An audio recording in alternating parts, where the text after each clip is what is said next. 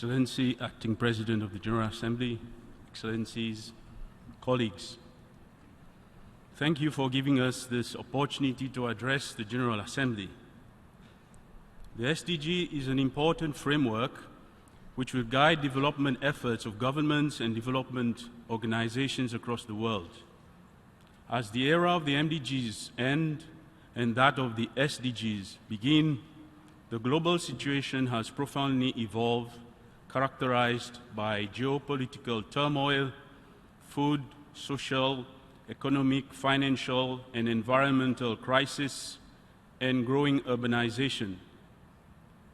Therefore, the SDGs should not just be about the unfinished agenda of the MDGs, but it is fitting that it aims higher through several goals and targets that are comprehensive in nature and create obligations for all states. The MDGs provided an opportunity to assess the unprecedented escalation of inequalities among states and also within societies. As a result, the battle to eradicate poverty across the globe must be intensified. To find innovative methods to combat poverty in all its forms, it is recommended that states strengthen collaborative approaches through the various regional and international mechanisms.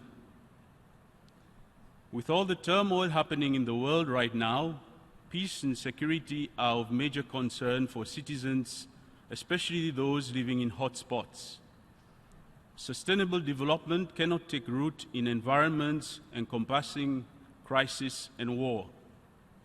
The citizens of the world are calling for nations to pursue sustainable peace with more vigor and through more effectively coordinated approaches, whether it's through strengthening governance, democracy, and the human rights systems within states, strengthening the rule of law, conflict prevention and resolution, and using regional mechanisms for more effectively or going further to the more inclusive reform of the UN Security Council.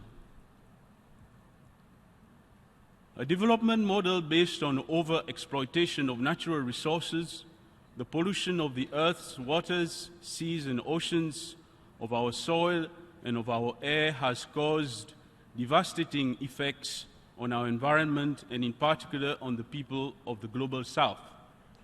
This is why it is necessary to rethink and review the development paradigm so that it is not only related to the idea of economic growth, but also balanced with an approach combining sustainable development, eradication of poverty, and reduction of inequalities. The International Forum of Platforms calls for states to commit to a holistic and inclusive human rights-based development approach. The SDG is another opportunity to renew the commitment for the fight against climate change. The impact of climate change has never been more visible than the recent devastating environmental events across the globe, which has caused damages to physical assets, worsened the food crisis, forced migration and displacement, and caused breakdown of economies. There continues to be an increase in the sea level rise. The irresponsible slowing down of climate negotiations needs to be urgently reversed.